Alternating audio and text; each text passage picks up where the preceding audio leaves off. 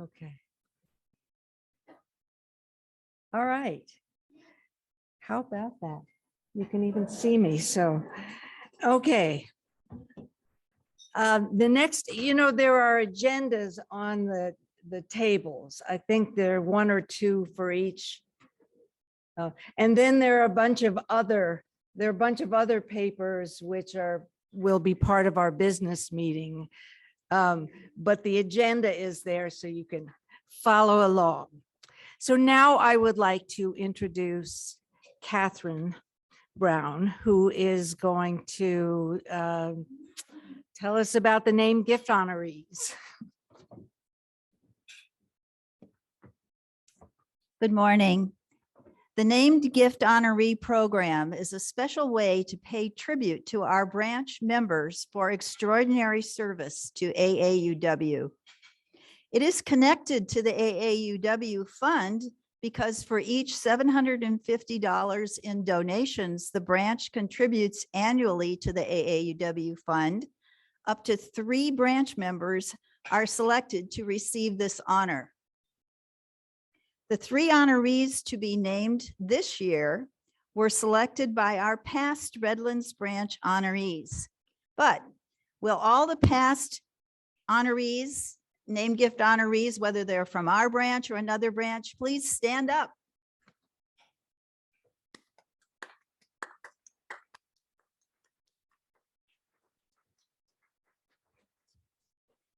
Thank you. And now I'm going to call on Sue Ferguson to introduce the first honoree.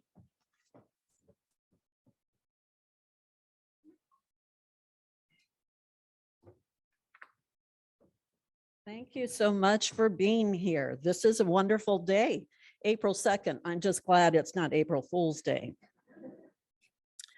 Somewhere along the way, you meet a person that embodies the belief that skills, intellect, and talents can be developed through practice and perseverance. You're not born with them. Well, this person exudes this. She's a mover and a shaker. She was born in Tennessee, grew up in Maryland, and ended up in Florida. She was the lucky daughter of parents that stressed education. But she escaped Florida and went to Chicago. She earned a BA in chemistry at Northwestern University, and then her PhD in biochemistry at the University of Illinois. Life in Chicago wasn't all about studying. There she explored whatever came her way, things like spelunking. You know what that is? She learned how to scuba dive in rock quarries with her future husband. Oh. That overprotective mother back in Florida must have accepted her daughter's experiences. She crocheted her a blanket in the design of a diving flag with a hole in the middle for her head so she could change modestly in and out of her scuba gear. Wonder if she still has that. I'd like to see it. So anyway, while she was a graduate student at the University of Illinois Medical Center conducting medical research, people were impressed by her presentations and told her she should go into teaching. She decided to become a scuba instructor. And during those lessons, picked up valuable tips that would help her down the road in the classroom. She and her husband moved to California in the mid-70s, where she did some research at the City of Hope until the arrival of one daughter and then another. She applied for a job teaching chemistry part-time at San Bernardino Valley College and found she was well prepared. She said when she was interviewed, when you teach scuba, they have to know how to do it or they'll die. It's serious stuff, but they're paying you money, so let's make it fun. She said, in my classroom, you have to learn this. It's critical, but we're going to have a lot of fun along the way. I'd like to interview some of those students that she graduated. She even taught a young astronauts program for elementary kids to teach them that science was fun.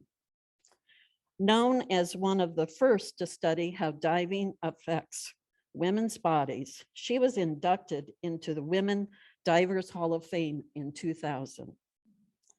After studying female divers and writing scientific articles on the physiological aspects of scuba diving on women's bodies in the late 70s and 80s, she co-authored the first ever book written on women and diving, Women Underwater. You can still buy it on Amazon.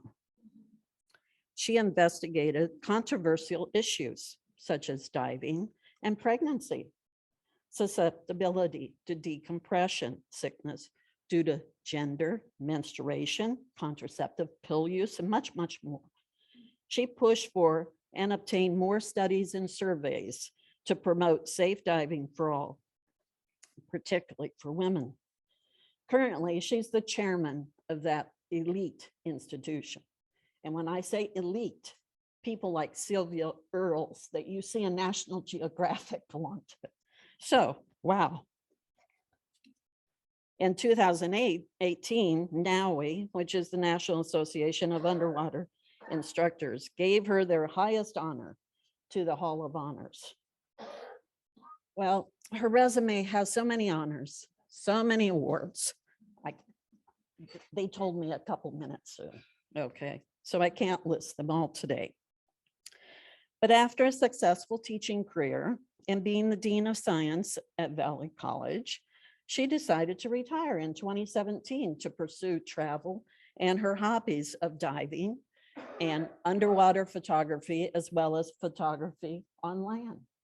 She showed me this morning a picture of the Milky Way in Anza Borrego that was taken at 3 a.m. last week. 3 a.m. Whoa.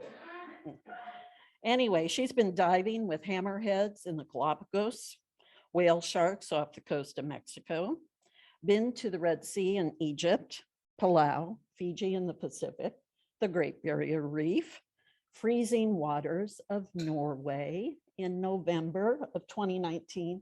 Who would do that? She would. Anyway, she might need more than that crocheted diving blanket to keep warm. All of you know her as one of our favorite STEM speakers. You know, the one with the hula hoops. She's been a member of this branch since 2015 and been involved with the college university partnership, Start Smart, the nominating committee, Great Decisions, the hiking group, and I think the reading group. As for me, I know her as a friend. She taught me how to scuba dive. And if you can do that, she's a winner. And this year, she's a named gift honoree. Congratulations, Susan Baggas.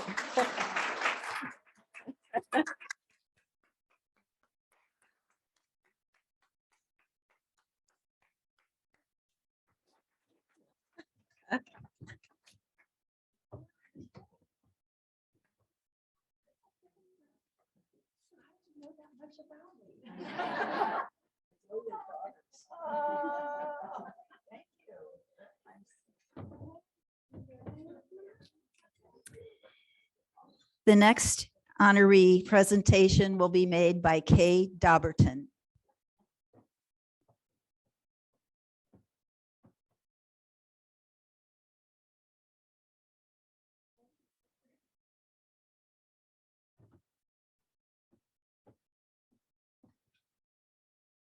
Good morning, everybody. Is that right? Okay, good. Thank you. Our next named gift honoree has lived in Redlands since 1996. After receiving her BA from the University of Vermont, she completed a master's in public health at UCLA, where she met her husband. She also has a law degree from the University of San Diego. Her children, as well as her husband, are in the medical field. Husband and oldest daughter are physicians. Younger daughter is in occupational therapy, and the son is an emergency room RN. She has 3 grandchildren, 2 of them living here in Redlands. She has been both secretary and treasurer, tough job, for the branch. She's very active with AK Smiley Public Library. She's been past president of the Friends of the Library. She's currently a trustee for the AK Smiley Trustee Board, and she is now the president of the Lincoln Shrine Board of Trustees. She loves books, sewing, baking, and spending time in Los Osos with her husband and their boxer Lily. Kate Pretorius.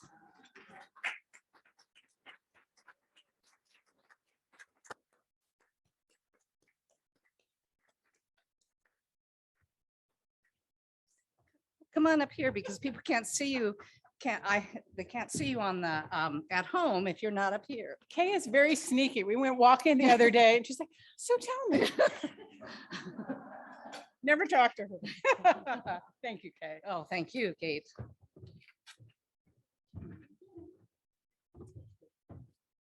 I just have to add that Kate is a grant writer extraordinaire.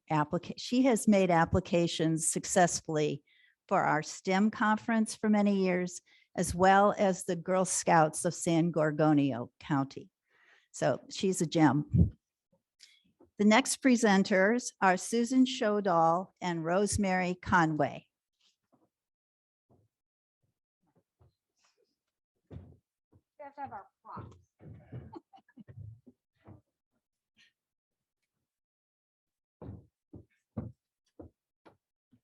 Everybody's been so serious.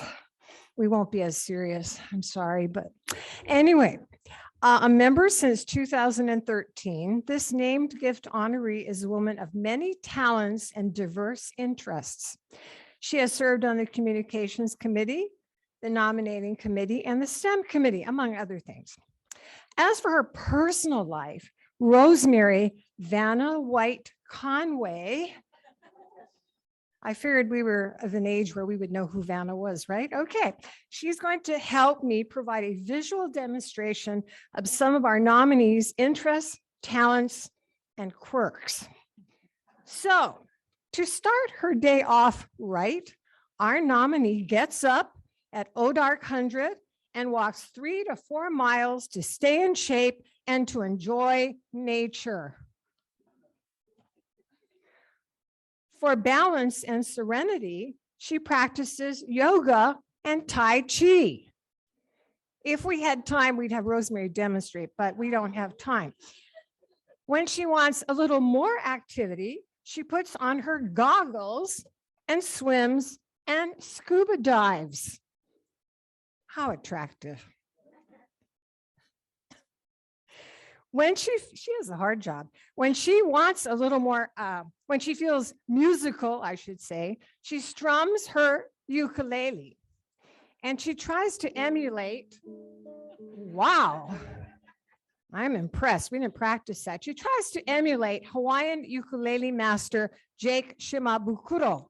You don't know these, but it doesn't matter. Anyway, he's really impressive. All right, and I'm sure she is. I've not heard her play the ukulele, but it's probably, close to Jake.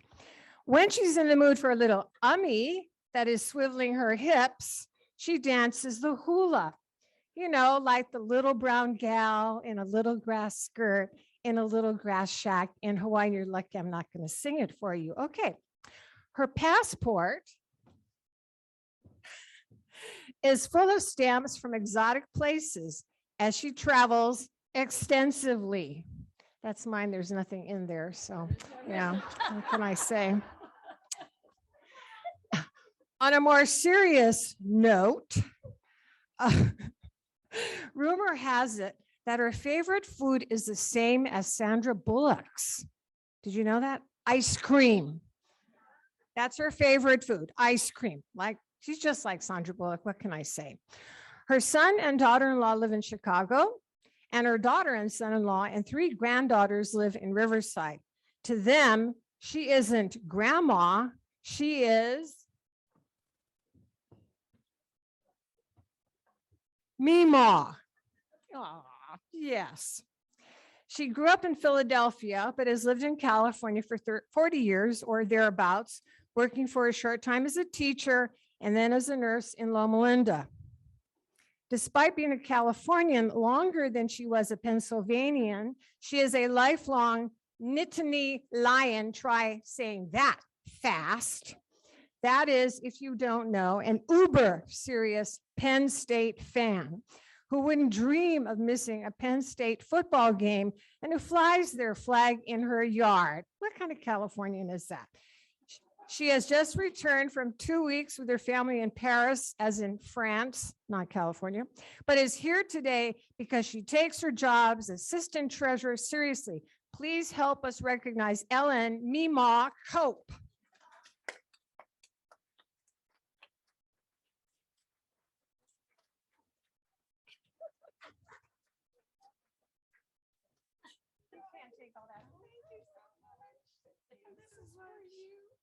Here's a little knit me lion mug.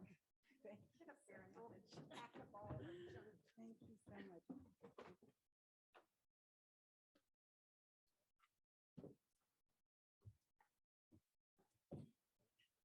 She also knows how, with Rosemary, to organize a mean, efficient packet day for the STEM conference. Okay, what's the AAUW Fund? The AAUW Fund is the arm of our national organization by which we join together to provide the financial resources needed to create change, advance equity, and empower women and girls. It includes AAUW's Fellowships and Grants program, which since 1888 has awarded more than $127 million to more than 13,000 women and nonprofit organizations, making it one of the few and one of the leading sources of funding exclusively for the benefit of women and girls. This past year alone, the AAUW Fund awarded nearly $5 million in funding for fellowships and grants to more than 260 women and nonprofit organizations. 37 of those are right here in California, including our speaker today, Sandra Portocarrero. AAUW awarded its very first grant 132 years ago. The amount was $350, which is the equivalent to over $10,000 today. The AAUW funded survey, Campus 1970, Where Do Women Stand?, was a major force in leading to the creation of Title IX. This year, we're celebrating the 50th anniversary of Title IX, which prohibits discrimination based on sex in all educational programs and activities that receive federal assistance. As our president, Erica Wilson, mentioned in our March newsletter, our Redlands branch is hoping to achieve recognition this year as a 5-star branch by AAUW National. One of the criteria to achieve 5 stars is increasing our donations to the AAUW Greatest Needs Fund by 25% more than last year.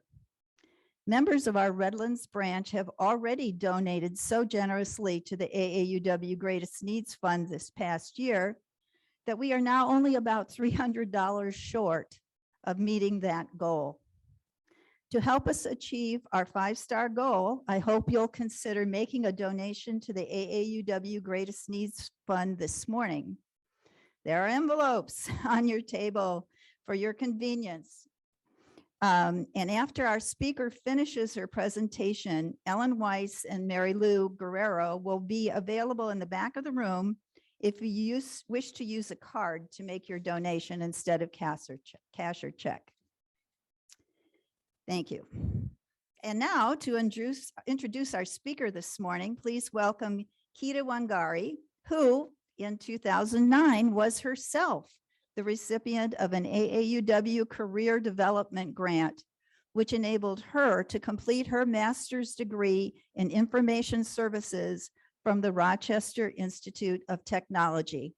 Our own Redlands branch member, Kita Wangari.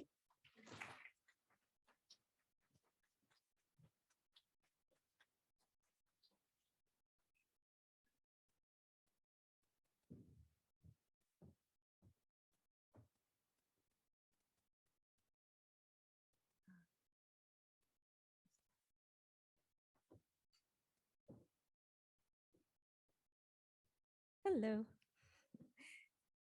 Thank you so much for that intro. I was not expecting that. I am happy to introduce our speaker, Sandra Portocarrero. Let me say this right, Portocarrero. There you go.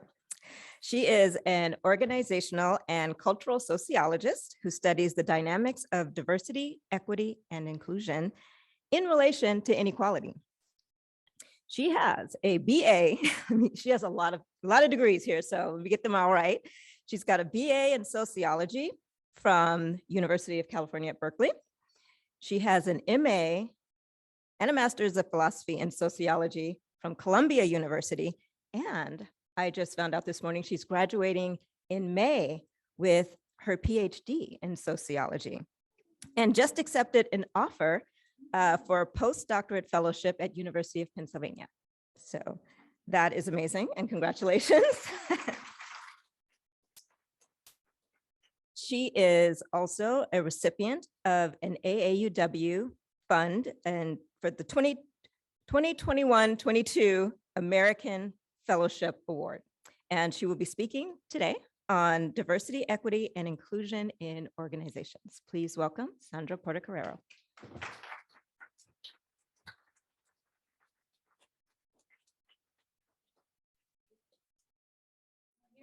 Oops, sorry.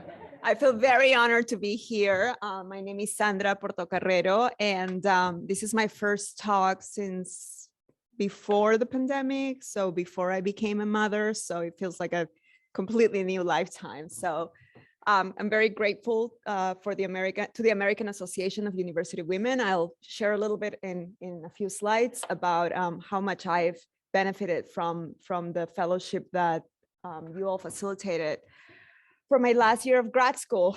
Thank goodness. After 7 years, I'm getting my PhD.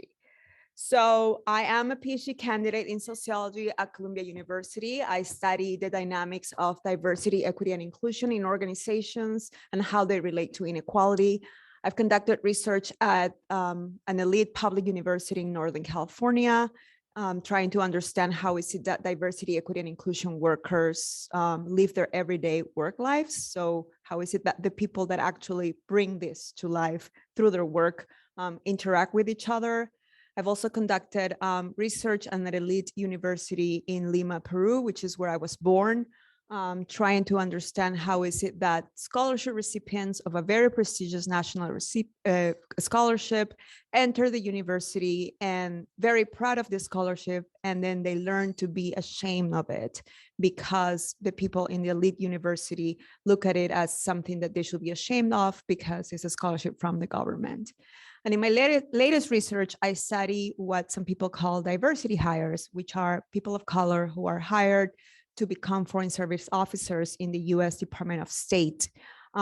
Many people think that people of color or non-white foreign service officers who are training to be diplomats are hired because of their race, because we add diversity to certain organizations, and not because of our merit.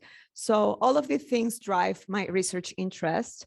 I will be starting a postdoctoral position at the University of Pennsylvania in the fall, where I will be studying how is it that Latina undocumented entrepreneurs start their ventures, right? And how is it that this group of workers just look for, how to make a living in this country.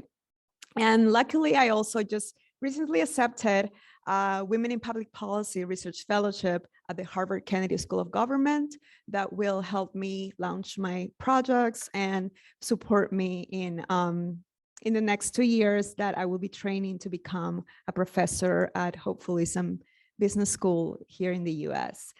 That's my goal. I'm also very proud. I'm very proud of being a Berkeley City College alumna and a UC Berkeley alumna.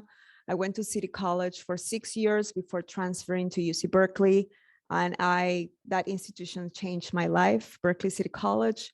And I'm also the recipient of a National Science Foundation Fellowship, a Paul and Daisy Soros Fellowship, which is a fellowship given to immigrants in the US, the AAUW, among other fellowships.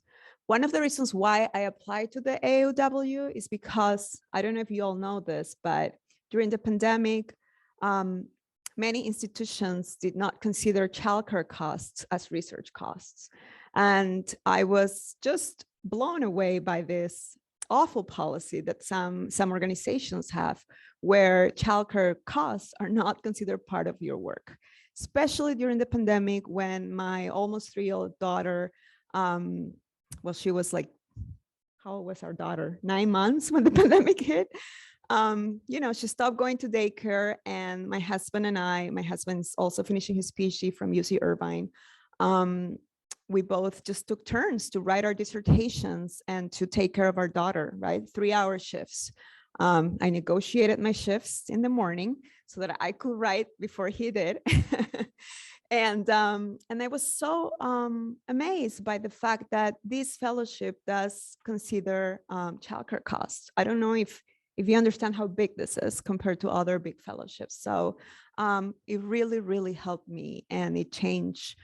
It allowed me to finish my PhD on time, which is May 20. This May, I've already turning my dissertation. So yeah. Whoa. But I also like to share stuff about me when I give presentations, what's not on my resume. I believe that it's important for people who come from non-traditional backgrounds like me to talk about who we are as people, because after all, we as academics bring our whole selves to our work, right? So I did come to this country undocumented. I migrated from Lima, Peru to Tulsa, Oklahoma when I was 15 years old. My goal was to come to this country to clean tables and send money back home. Luckily, I was able to teach myself English and to work a lot and leave Tulsa so that I could go to Berkeley City College, California. I'm also a student mother, as I mentioned, and I like to mention this because it is a big challenge. Institutions are not built for mothers. I dare to say they're not built for women either. So yeah, so it's important for us to, talk about these identities. And anyway, I like sharing that. My daughter's almost 3. I'm also the daughter of an incarcerated person who was deported during my second year of grad school. I came to this country with my father, and I was lucky enough to get a green card and then become a US citizen. Even though my father brought me here, he wasn't that lucky. And so he was deported on my second year of my PhD program from Mesa Verde facility here in California. I'm also the only US citizen in my family and an only child. So I have a lot of responsibilities. Luckily, I have an amazing husband who has 5 siblings and who helps me a lot with everything in my life. We've been married for 13 years now. I was very young. It's great to have a great partner and ally. And I'm the financial support for my mother in Lima, Peru. Luckily, money multiplies there. So that helps a little bit that I'm here. So I just wanted you to know who I am before I start talking about my research. And I'm happy to answer any questions after I talk about my research. So I'm just going to share a little bit about my dissertation and my work on diversity, equity, and inclusion in organizations. Before I start sharing about my work, I want to ask all of you a question. I want you to think about a time in which people have assumed that you have certain skills because of your race or because of your gender. Or think about a time you have assumed that someone has or lacks certain skills because of their race. Now take a second to think.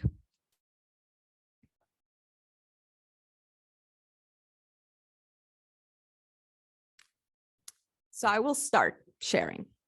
I was very confused when a university I'm affiliated with invited a white man to talk about creating an inclusive campus. I confess that I didn't care about the credentials or the previous work history of that person. I was expecting the university to invite a person of color to talk about diversity and inclusion, especially because this event took place soon after the murder of George Floyd. I don't know if I was right or wrong, but I quickly formed an opinion about this person's capacity or lack of capacity to talk about inclusion based on their race. And today's talk is in part about moments in which people perceive the ethno-racial background of workers as a quasi-credential to do a specific type of work. And in this case, diversity, equity, and inclusion work. My dissertation research is a large R1 university in California, part of the UC system. And I selected a university because organizational research on diversity and inclusion usually takes place in corporate settings. But we lack an understanding of how processes shape the work lives of diversity, equity, and inclusion personnel in US universities, which play a critical role in the inclusion of historically marginalized groups in our society. I call this university Redwood University, and I gather qualitative data at Redwood for 2 years, from 2019 to 2021. And one of the hallmarks of ethnographic work, which is the type of work that I do, is that you don't go into the field with a set of research questions, but rather you formulate questions after gathering some data within your broad interests. So these are the 2 questions that I formulated after gathering data for 1 semester at Redwood.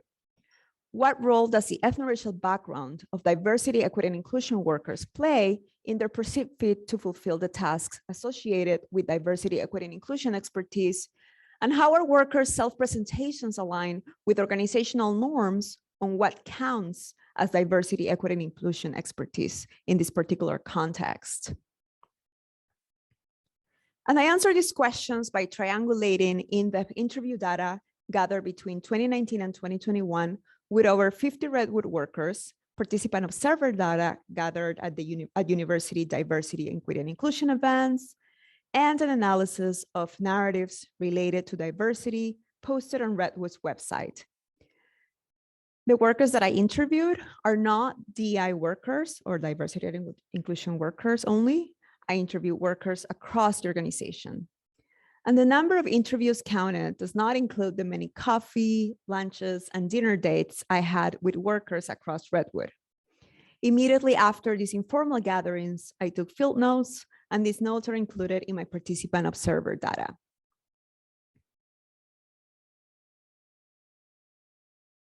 And this is a behind the scenes picture that shows how I ended up organizing part of my data.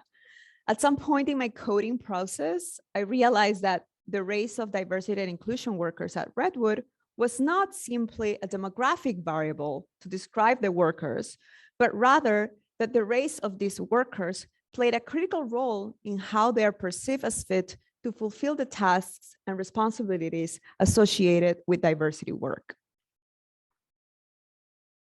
In the interest of time, I will summarize 2 of my findings because my dissertation is very long.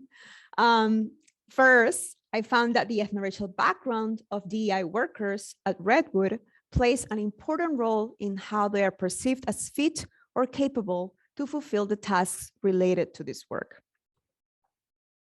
When talking about the previous experiences and skills that have prepared diversity workers for their current positions, a persistent feature was the way workers at Redwood referred to the personal experiences that Black, Latinx, Native American, Asian American, or Pacific Islander workers have lived as a form of preparation for this type of work. In line with snowball sampling techniques, I asked workers, who should I talk to if I want to learn about diversity at Redwood? And these are 3 representative quotes I extracted from their answers. You can read it on the screen. Note how workers highlight the ethno-racial background of these diversity workers. So people said, you should talk to Laura, she's Chicana and knows everything about diversity. Or we wanted someone who has real experience with diversity. So we hired Peter. He's so proud of his tribal affiliation, and we know he has what it takes to do a great job. Or we recently hired James as Director of Diversity, Equity, and Inclusion. We're so excited to have him. He's Black, he grew up in Oakland and all. And in contrast, when talking about the experiences and skills that have prepared white workers to carry out this work at Redwood, people highlighted their previous professional experiences, rarely referring to experiences related to the ethno-racial background of these workers. So these are some of the quotes. Take a look to the slide. And these are quotes referring to white diversity workers. So they said, you know, talk to David. David served as chair of his department for a long time. He has lots of experience working with students. He's a great equity advisor. Or before working here, Margaret worked at another university. She's really good at public speaking and knows how to manage the student population very well. Or Lena has over a decade of experience working with undergraduates of all backgrounds, so she knows how to deal with inclusion. And another interesting finding that I'm presenting today is that when talking about their expertise, non-white DI workers talk about their ethno-racial positionality in the United States and make references to personal experiences as a way of preparation to do this type of work. In contrast, when asked about their professional trajectory and relevant experiences to do diversity work, none of the white workers made references to their personal experiences. So workers' self-presentations are aligned with organizational norms of what counts as diversity expertise. Non-white workers use phrases like the ones you see on the screen to talk about their previous experiences to fulfill these tasks associated with DEI work. And this way of self-presentation is aligned with organizational norms on what counts as diversity, equity, and inclusion expertise in this context. When diversity, equity, and inclusion workers are hired at Redwood, the university releases the news to the community and others on their website. The contrast of the racialized narratives about diversity, equity, and inclusion workers are pretty obvious on the website. When referring to non-white diversity workers, the narratives include mention to their race, experiences of otherness, struggles. And when talking about white workers, the narratives highlighted job tasks, prior experiences, research interests, etc. Let me read a paragraph of how a Latina diversity, equity, and inclusion worker was introduced to the Redwood community, and then I'll read a paragraph of how a white diversity worker is introduced to the community, so you can see the difference. I must mention that both of these workers have PhDs, so they have similar educational credentials.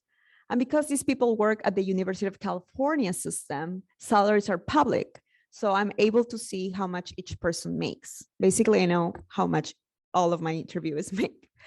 In this case, the Latina diversity, equity, and inclusion worker makes $70,000 more than the white diversity, equity, and inclusion worker that was hired.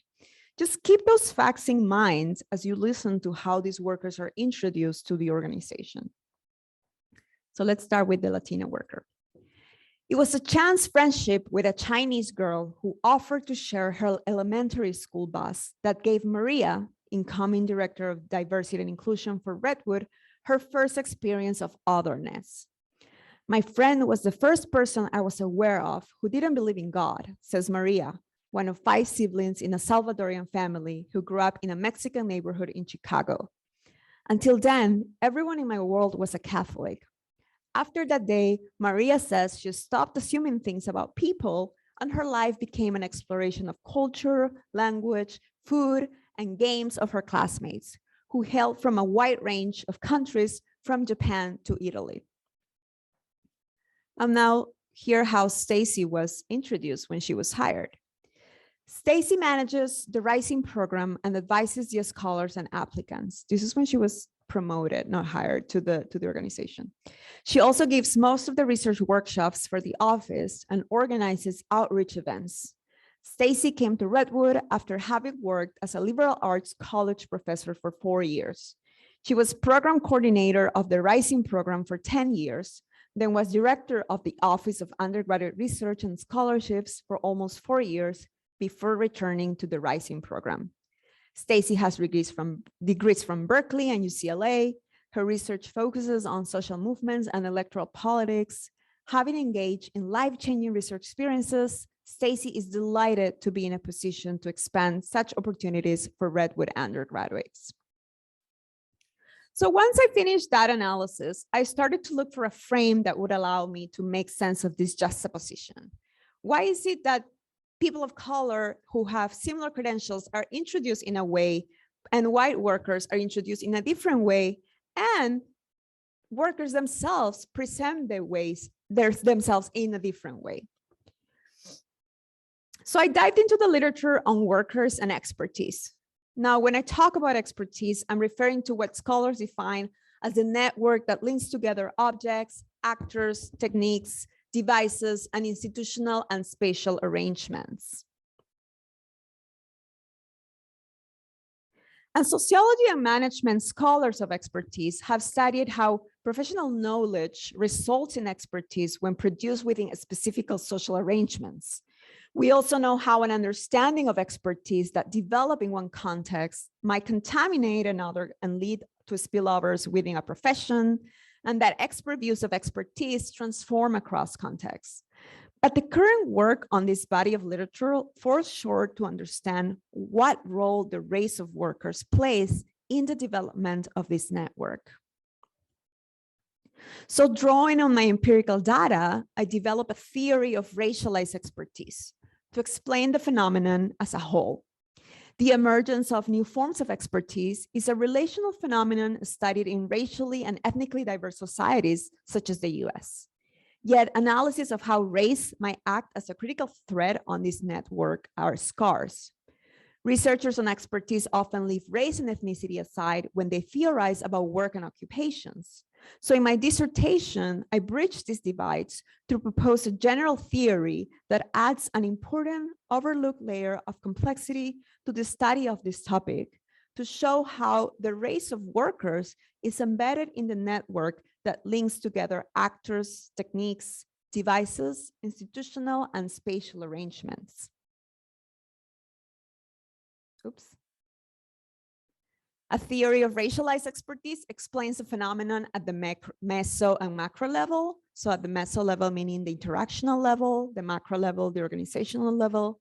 But to explain what is it that each of these workers carries in the eyes of others, I also coined the term perceived diversity capital, which I define as the perceived value attached to the social assets of employees, such as credentials, accumulated expertise, or ethno-racial background that can help the organization's diversity and inclusion goals.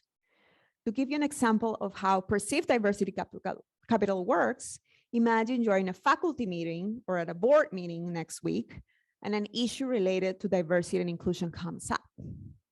Chances are that, given the current social context, most people will look for advice of the Black person in the room, if any, or for the advice of a person of color to look for a solution for the issue. This is a common example of how we might perceive others to have certain degree of diversity capital. And I'm just going to give a personal example here. So I went to Berkeley City College, like I mentioned, and I went to UC Berkeley. And when I applied to grad school, I got into 6 top programs. I got into Yale, Columbia, NYU, UCLA, UC Irvine. So 5 top programs, rejected from Berkeley.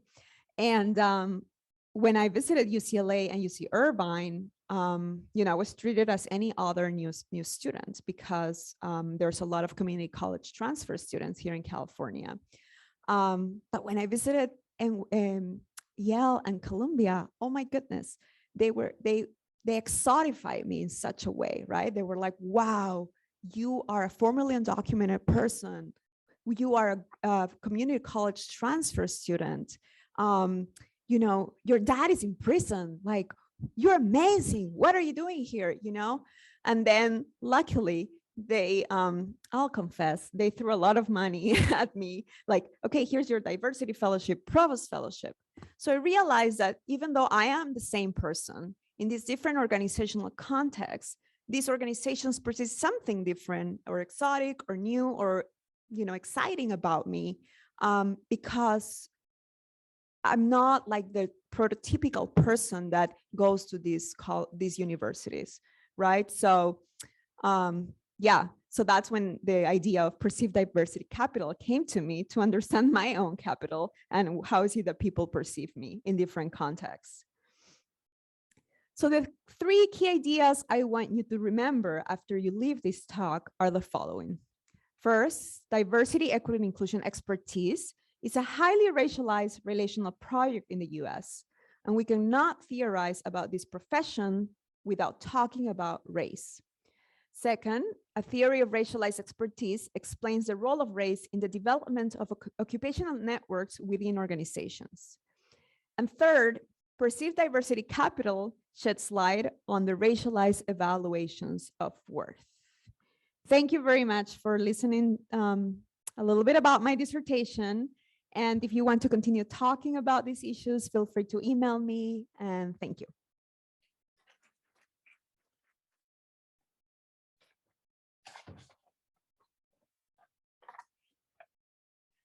The next thing on my list is to approve the 22-23 budget,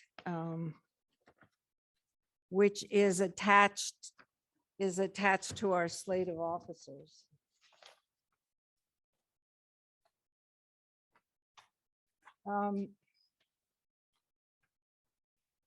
The budget committee met when? In January, right? And went over budget for next year. Now, this was a little bit difficult to do because our last year's budget was during the pandemic. And so what we budgeted and what we spent, we didn't spend as much as we had budgeted. But this coming year, I think, we're going to have a full budget.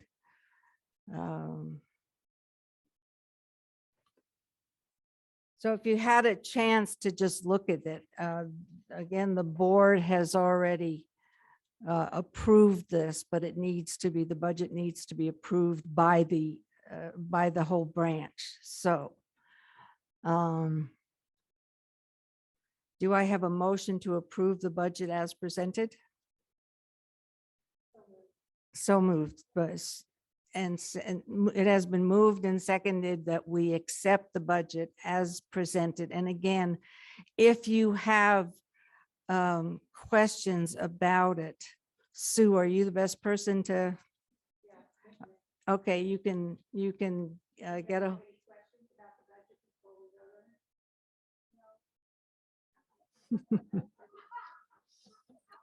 If you have more of a chance to go over it in detail and you do have some questions, Sue Wallace is probably the best person to ask about it. But it's already been approved by the board. So all those in favor of approving the budget as presented, please raise your hand. Okay, all those opposed? Okay, the motion carries unanimously. This is easier than I thought it would be. And then another page there it's just one page, is the proposed changes to the bylaws. Now, a committee of us went over in great detail all of the bylaws, but these were actually the only changes. If you want to see a copy of the bylaws, they are on our website. So you can go into our website, and I think it's under resources, and you can pull up a full copy of it. But these are just the proposed changes to the bylaws, which have to be approved by the whole branch. So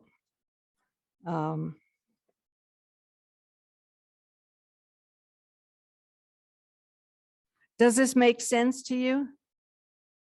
Do you know what we're talking about? Our bylaws are, how we go about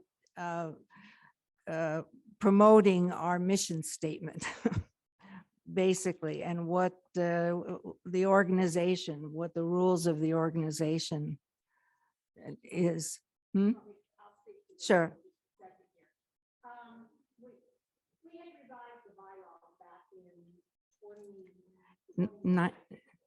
No, 2019, I think. So we've done a lot of revision already. The major revision that we made here was at the suggestion of Jesse Powell and our treasurer, and had to do with our funding. So these came directly from their looking at our bylaws and deciding that these were changes that need to be made in our bylaws. So does anybody have any questions about that?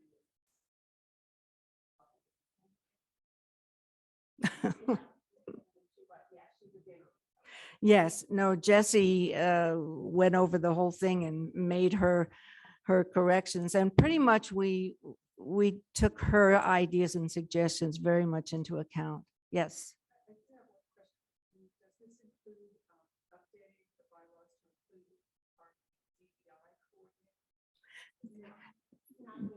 That's policies and procedures.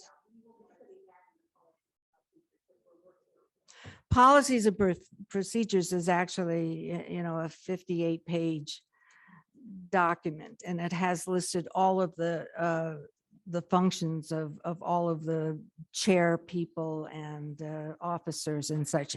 And we've actually met twice already, this committee, and we have probably one more meeting to go over all of that. So,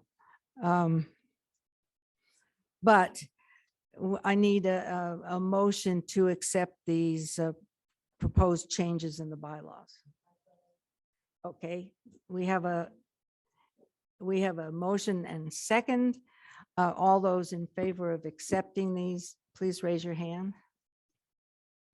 Okay. All those opposed? Okay, the motion is, the proposed changes are accepted. All right. I think that's it. Did I miss anything?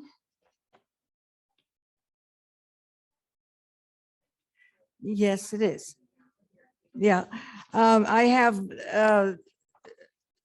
I'm going to ask any of the committee chairmen to, to make any announcements, but yes. Nernie.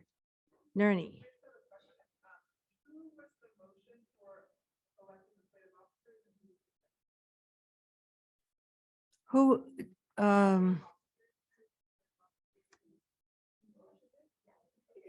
okay, so Elaine motion and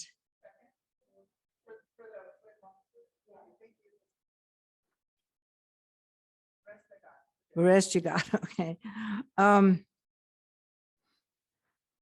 want to announce that there's going to be a new member coffee and dessert, spring coffee and dessert. We had one in the fall, but did you want to?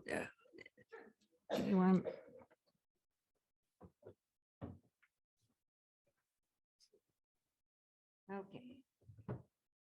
Hi, this is just a quick new announcement. As you know, twice a year, we have a new member orientation.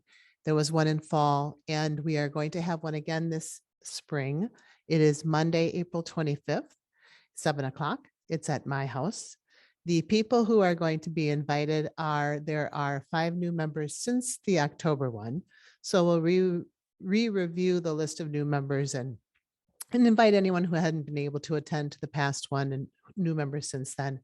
We'll be also inviting their mentors and any people who had referred them into the organization. And then, of course, as well as Erica and Trisha. So you may not hear any more about this, but I just thought you'd like to know. And if you have any people that you know who are new members, certainly encourage them to attend. And we'll be reaching out to them through email and mailed invitation as well. So there you go. Thanks. Any new members, anybody who joins between now and April 25th is also going to be invited. Yes. So that's another reason to get more of your friends into our organization. All right. Are there any other committee members or chairs of committees or interest groups who want to make an announcement? Yep.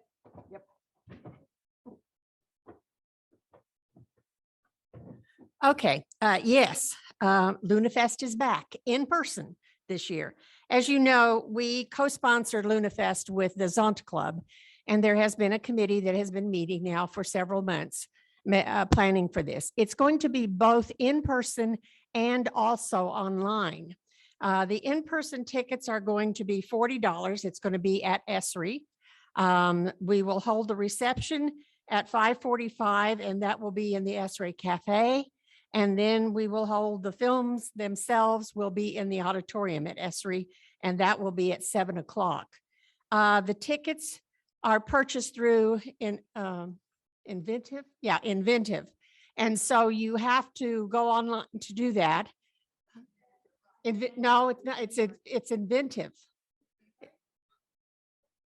Yeah, it's different than Eventbrite.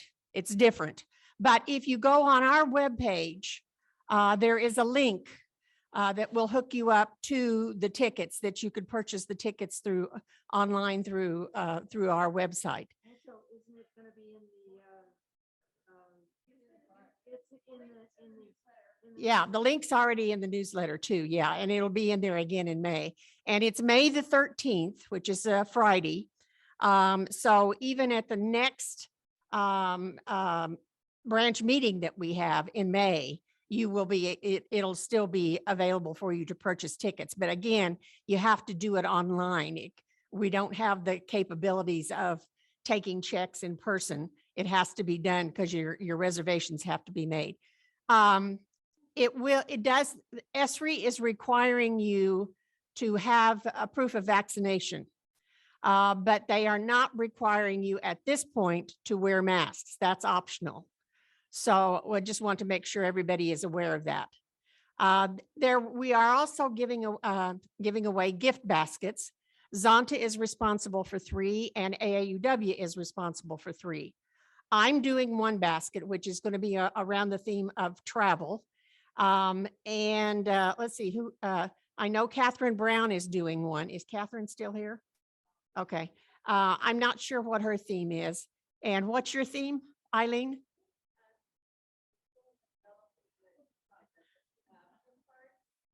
Yeah.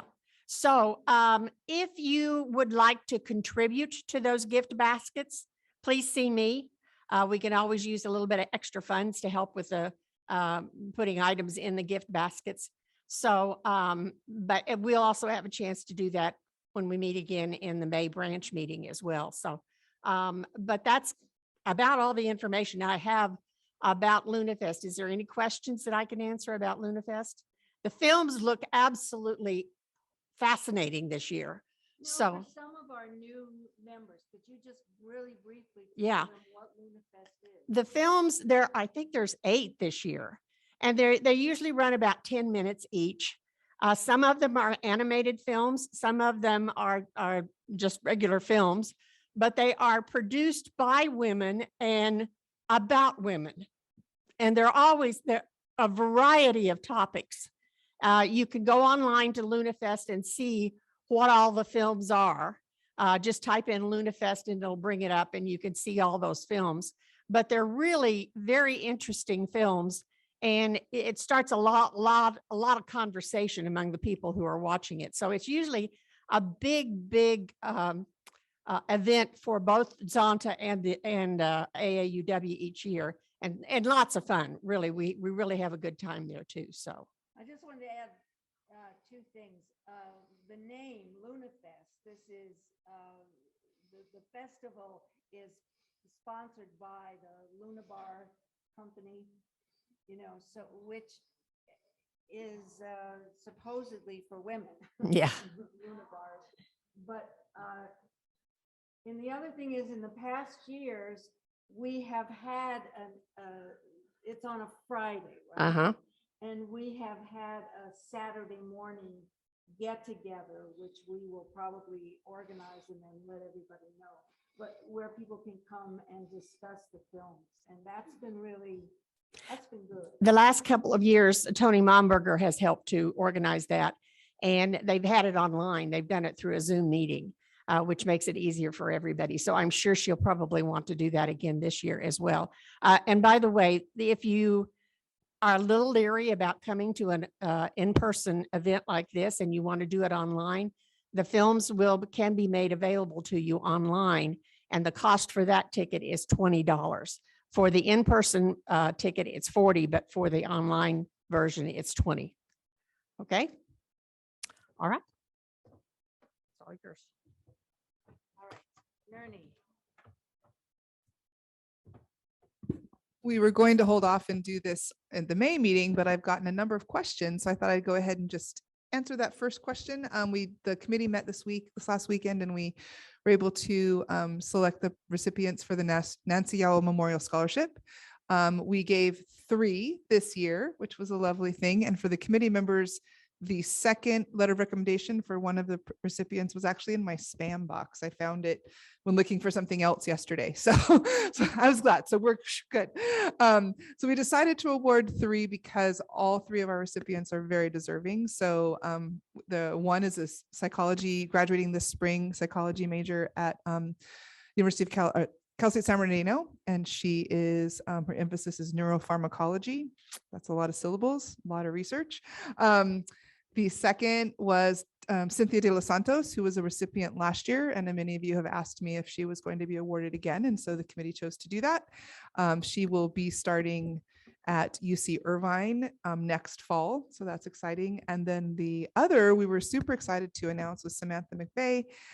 She applied last year, and we had so many amazing candidates that we couldn't award them all, and so we really were pleased that she applied again, and she's receiving a $1,000 scholarship, and she is a biology/education major for an associate's at Crafton Hills College, and she is transferring to UC Davis. So 3 wonderful women. I've let them know. I've invited them to speak in May, and so you'll hear more of their story then. But I've gotten like probably 5 or 6 questions today about who won, and just wanted to. There you go. Now you know. So 3 awards, one $2,000 one and 2 $1,000 ones. And the reason we justified spending the money was because a few years ago we only gave 1 scholarship, and so we have that money to spend. There's quite a bit in there, and it just seemed like a good investment in all 3 women. So that's it.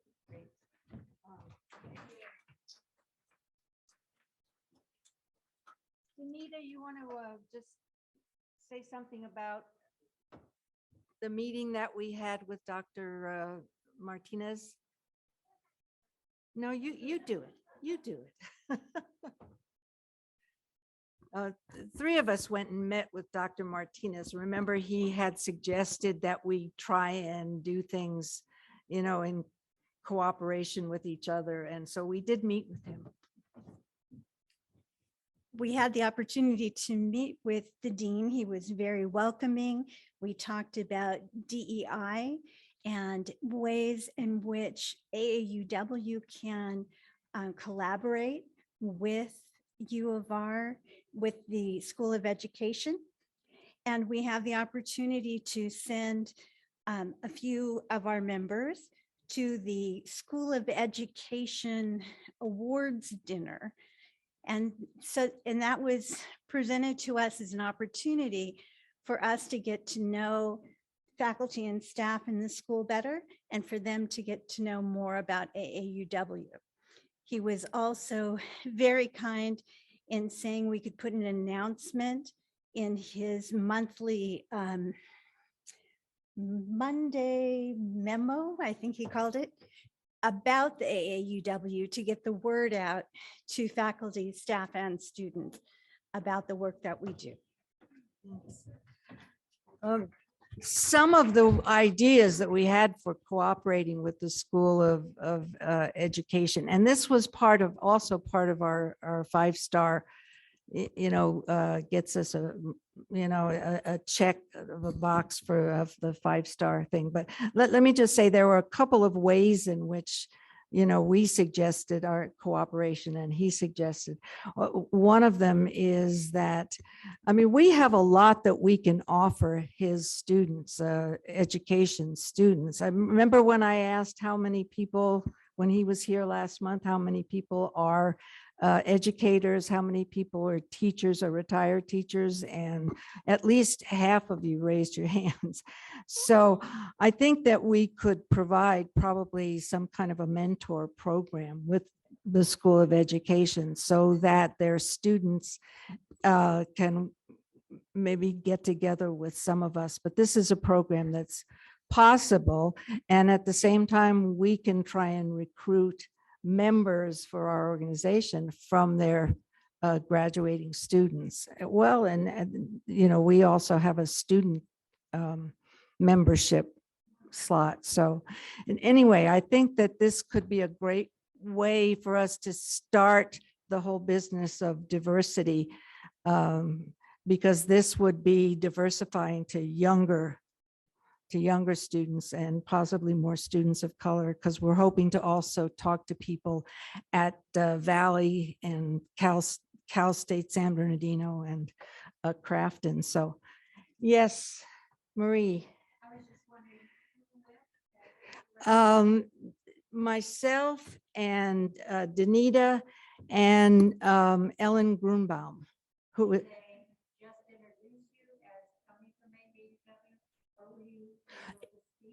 we sat around at a table with the dean. This was our meeting with the dean, and it was a wonderful couple of hours of talking with him.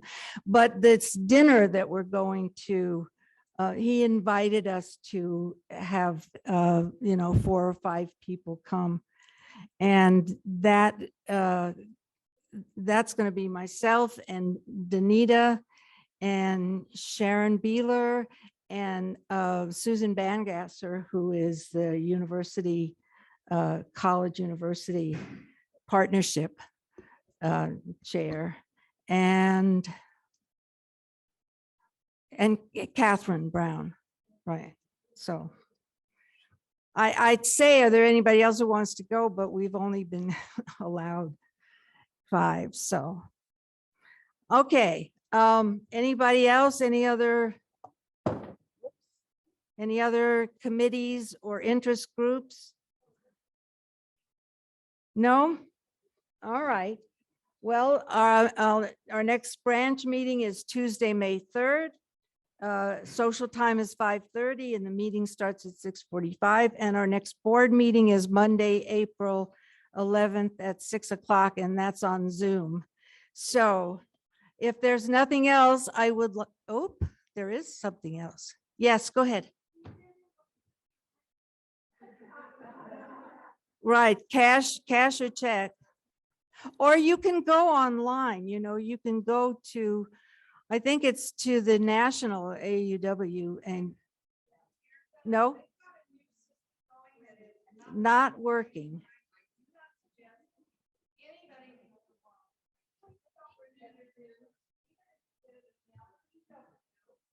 Not yet, not yet.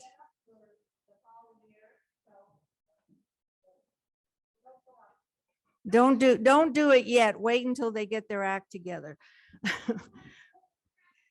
But we do have the square. So if you want to donate something using a credit card, we're set up to do that. So, all right, give some money. This not only is for you know, it's for the AAUW fund, but it also will help us become a 5-star branch. All right. So if there's nothing else, the meeting is adjourned.